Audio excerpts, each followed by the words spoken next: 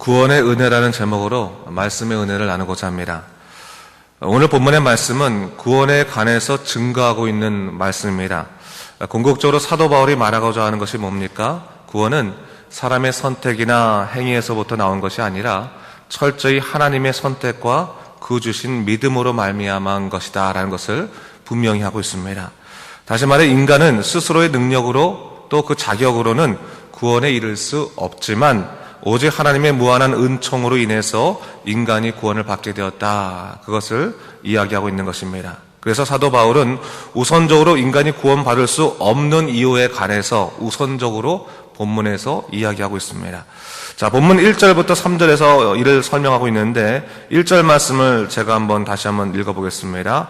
그는 허물과 죄로 죽었던 너희를 살리셨도다.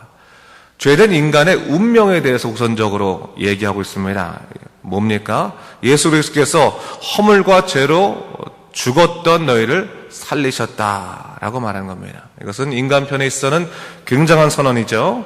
사실 인간이 그렇게 열심히 살며 또 아등바등하면서 인생을 지키려고 노력하는 이유는 사실은 죽음에 대한 두려움 때문입니다. 인간은 죽지 않으려고 열심히 운동도 하고 좋은 음식도 먹고 질병을 예방하고 또 삶에 있어서 최선을 다하며 살아가려고 합니다. 하지만 이러한 노력이 인간을 죽음으로부터 자유하게 하지 않습니다. 그저 죽음을 잊으려고 하는 것뿐이지 근본적으로 죽음으로부터 우리가 해방될 수는 없습니다.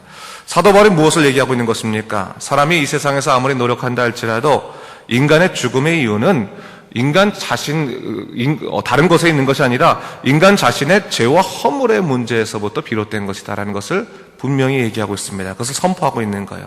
결국 무엇을 이야기하고자 하는 것입니까? 죄와 허물의 문제를 해결하지 않고는 결코 죽음으로부터 자유할 수 없다. 이것이 인간의 운명이다. 죄와 허물이 있는 이상은 인간은 이미 죽은 존재다라는 것을 선포하고 있는 것입니다.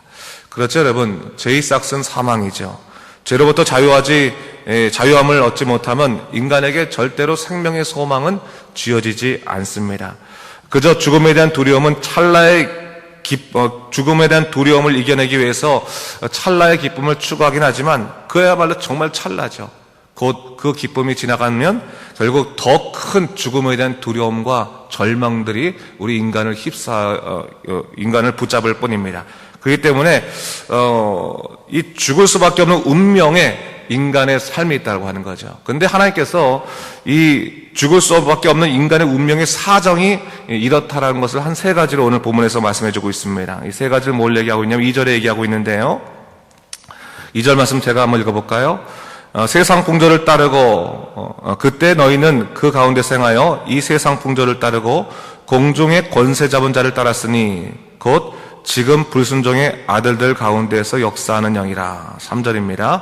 전에는 우리도 다 그 가운데에서 우리 육체의 욕심을 따라 지내며 육체와 마음에 원하는 것을 하여 다른 이들과 같이 본질상 진노의 자녀였더니.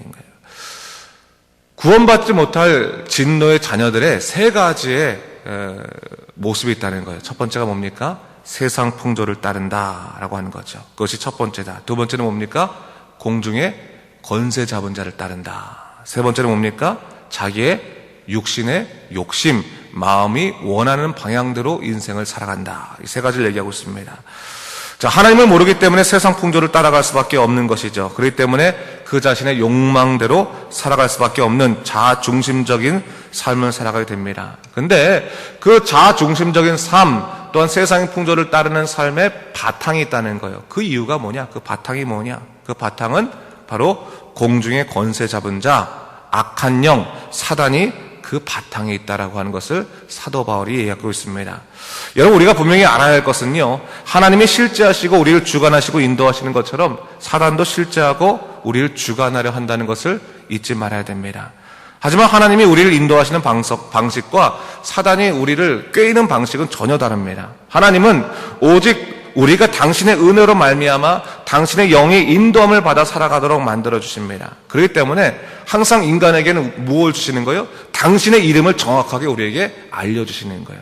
오직 예수의 이름으로 은혜를 받고 오직 하나님의 이름으로 살아가도록 당신의 이름을 우리에게 분명히 전해주신다는 거예요. 그런데 사단은요, 우리에게 자기의 이름을 주지 않아요. 자기를 꼭 믿을 필요가 없는 것처럼 그렇게 가장을 합니다. 사단의 전략은 오히려 어떤 전략입니까?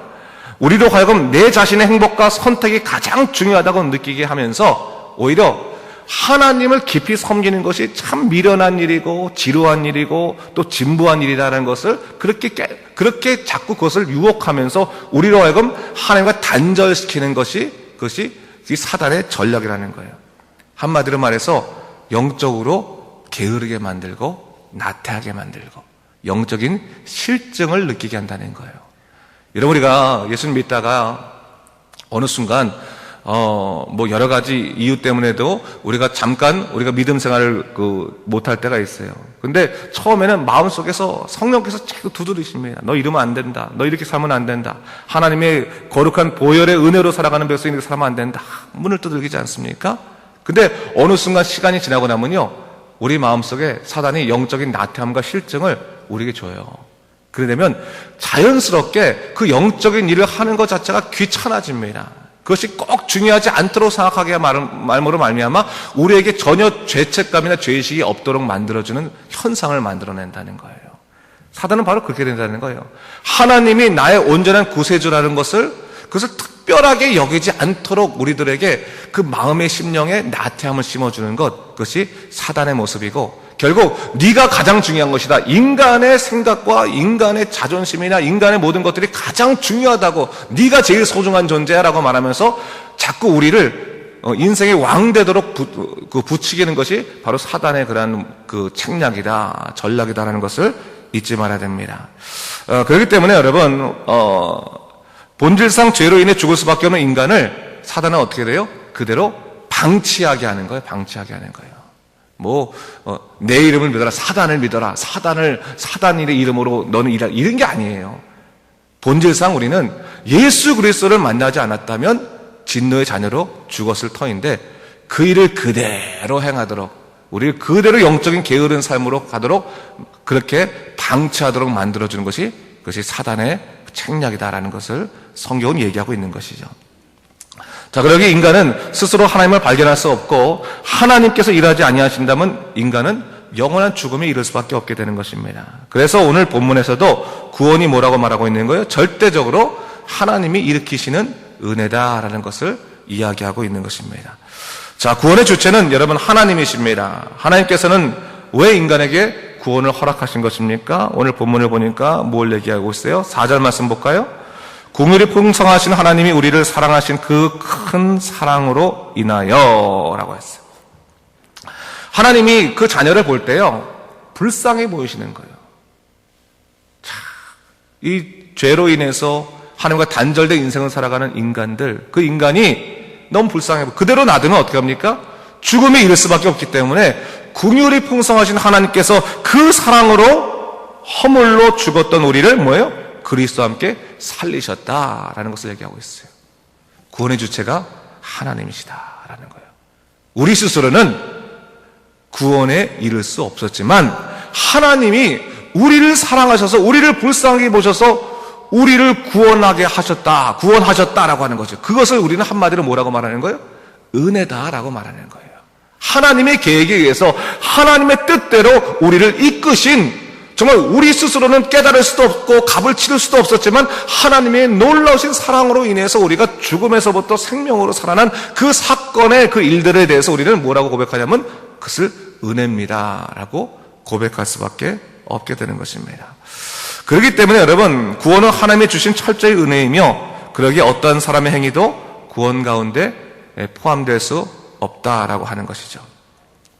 오늘 성경에도 말하지만 여러분, 믿음이 은혜로 말미암은 것이고 사람의 행위로 난 것이 아니다라고 하는 것은 뭐냐면, 사람의 행위가 중요하다면 무엇이냐면 하나님과 인간이 어떻게 협력해서 구원을 이루는 거예요.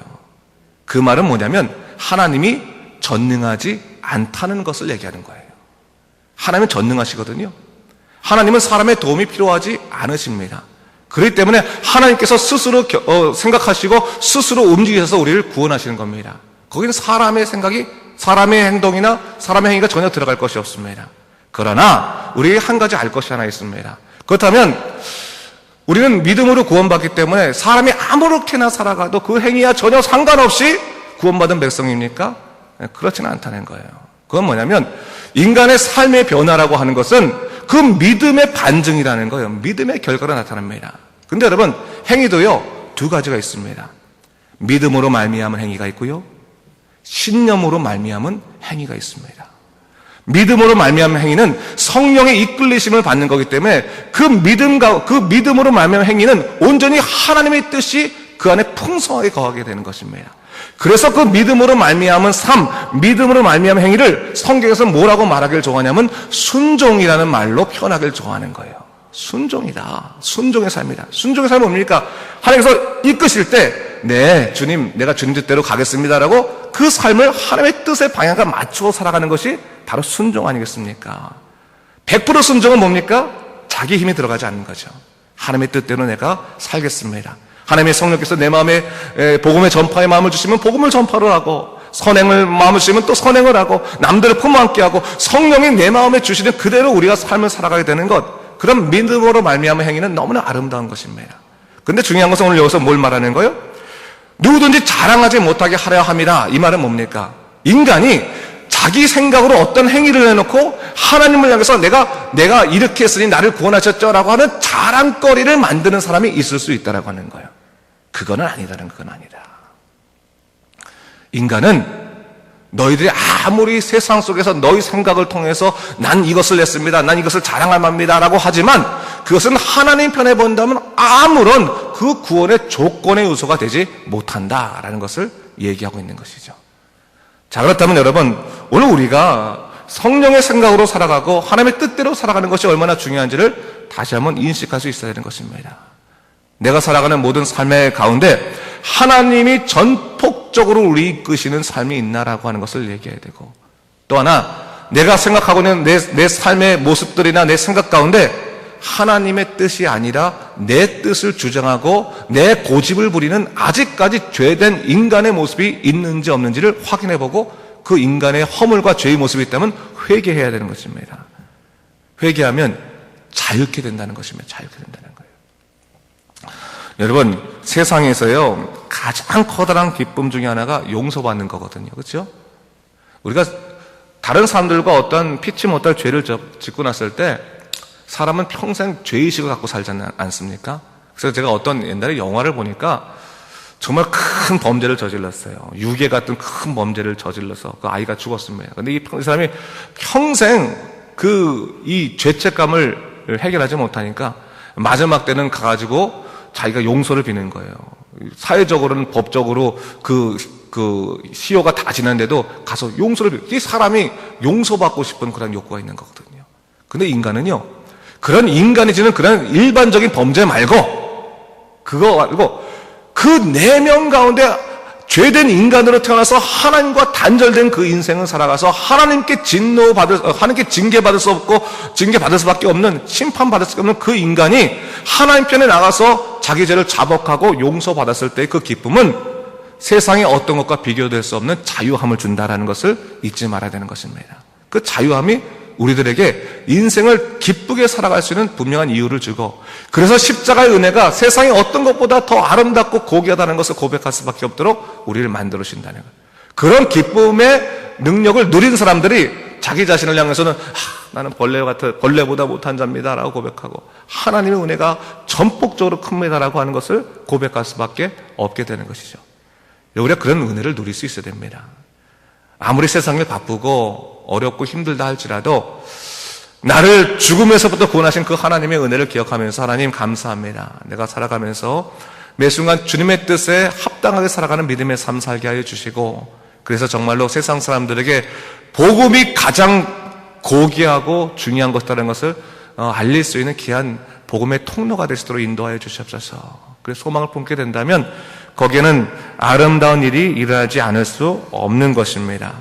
우리 10절 말씀만 한번 다시 한번 읽을까요? 10절 말씀 같이 읽겠습니다. 10절 말씀입니다. 시작. 우리는 그가 만드신 바라 그리스도 예수 안에서 선한 일을 위하여 지으심을 받은 자니 이 일은 하나님이 전에 예비하사 우리로 그 가운데서 행하게 하려 하심이니라. 다 얘기하고 있는 거죠. 하나님의 구원의 은혜에 어떻게 보면 본질, 성격을 다 얘기하고 있는 것입니다. 원래 우리는 어떤 사람이었다는 거예요? 하나님이 만드신 바가 되었던 피조물로 태어났다는 거예요. 그 말은 뭐냐면 하나님의 형상을 가지고 하나님의 온전한 다스림에 의해서 살아가는 것을 기뻐 여기던 그런 사람이었다고 하는 것이에요. 그리고 그 사람은 선한 일은 단순히 선행을 말하는 것이 아니라 하나님이 원하시는 기쁨의 일들을 다 말하는 것입니다. 하나님이 기쁘시는 일을 위해서 지으심을 받은 자였어요. 그런데 뭡니까? 우리가 죄로 인해서 그 일을 감당하지 못하고 자기 욕망대로 세상 풍조를 따르고 또한 공중의 권세를 잡은 자를 따르고 살아가는 삶이었지만 하나님의 놀라신 구원의 역사로 말미암아 우리가 새롭게 변화가 되어서 어떻게 됩니까? 하나님이 전에 원래부터 예비하사 우리 가운데서 행하게 하려 하던 일을 드디어 어떻게 됐다는 거예요? 행하게 되었다. 행하게 되는 삶을 살게 되었다라고 하는 것을 얘기하는 거죠. 여러분, 하나님 안에서 오늘도 기쁨의 삶을 살아가십시오. 그리고 성령에 따라 살아가십시오. 세상 풍조, 육신의 욕망, 공중의 권세 잡은 자, 그런 그 죄된 방향의 삶에 따라가지 마시고요. 오로지 내 마음 가운데 하나님이 두신 그 영적인 기쁨, 복음의 기쁨, 소망의 기쁨, 감사의 기쁨, 영적인 기쁨들을 회복하면서 하나님 오늘 하루도 감사합니다. 하나님 주신 이 하루 정말 성령에 이끌려서 기쁨으로 살아가도록 인도하여 주시고 1분 1초도 감사하지 못하는 일 없도록 주여 내 마음 가운데 평강을 허락하여 주시옵소서. 기도하시면서 하나님의 능력 가운데 살아가는 여러분 되시길 주님의 이름으로 축원합니다. 기도하겠습니다.